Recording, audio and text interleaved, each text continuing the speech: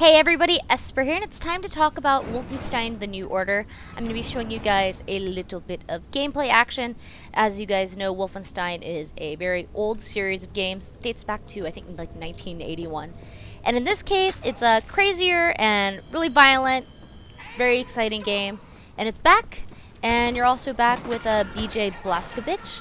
I have a lot of issues pronouncing his name, but I tried to just grab it right from the game. And basically what level we're at is we're in chapter 11, and this is in the Fergus timeline. Yeah, you know, I chose Wyatt. I'm not going to tell you why I chose Wyatt, but if you play the game, you'll understand. But as you guys can see here, this game is pretty explosive, I guess would be the best way to say it. And this chapter was really cool because basically I got put into a torpedo that is used on submarines, and like I'm, you know, BJ in a little torpedo, and I get sent to this Nazi ship, and now I'm trying to take over this Nazi ship. I am a one-man army, and I kick a lot of ass, and it's definitely a little hectic, but it's really cool. I'm really big on switching my weapons up. I've used the shotgun quite often in my experiences in this game. There is dual wielding as well. Dual wielding assault rifles is a very strange feeling, but an awesome feeling. Right now I am using the wire cutter, but I have a special pulse attachment. And the pulse attachment, if you use it on someone who isn't as heavily armored, will actually kind of explode. It's pretty graphic, but I thought it was cool, so I had to include it. The shotgun has pellets, as you can see, that kind of like shoot out of it, like shrapnel style, and it wrecks. It's definitely very graphic. I can't really stress how graphic this game is, but it's graphic in like a really campy, fun way. And here's an example of the graphicness. I'll slow it down a little bit so you can see. I almost died, but I managed to get the knife out just in time, and yeah, you know, I got him. I got him good. I got him good. And it's really cool because the game also really rely on stealth if you want. You can really kind of fit this to your playstyle.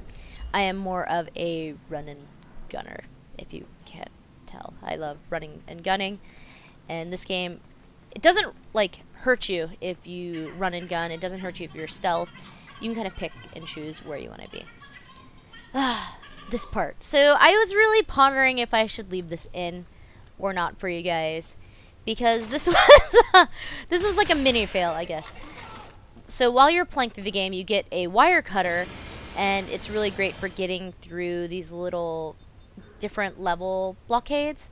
And in this case, I use the pulse action on the gun previously, so I was kind of low on power. And BJ is not a small guy, so I spend probably way too much time cutting down this damn door. This door gave me so much trouble. I thought it was my weapon, so I swapped to a knife. And, you know, I was out of power because I used it to kill a bunch of Nazis. But I managed to finally get through after, I don't know, like 5 minutes of gameplay. So a little bit of backstory about this game. I think that's really important to know. The story was really freaking awesome. So this takes place in the 1960s after BJ went through this really horrible experience. He was in a coma for a long time. He meets someone that, you know, he falls for. But this is an alternate history where the Nazis won World War II. So even though you have this badass turning, you know, protagonist, this is a really kind of dark story. You see some really intense images. Not like this intense where he's shooting people, but some, you know, torture stuff, which is really kind of like, you know, I don't want to watch that. But it really adds to the feeling, and you feel really good going around and just, you know, shooting some Nazis up. And when you're not shooting Nazis up, you can spend some time going after the collectibles. There is a ton of collectibles in this game. You could probably spend, I don't know, a whole bunch of hours just trying to find everything. I know they call back to some of the older items, like being able to find gold and stuff throughout the map. And there's like little mini quests that you can kind of find where you can help, for example, help one of the characters find her ring that she lost from her husband. And I'll give you a clue, but if you don't want the clue, cover your ears right now. It's in the toilet upstairs.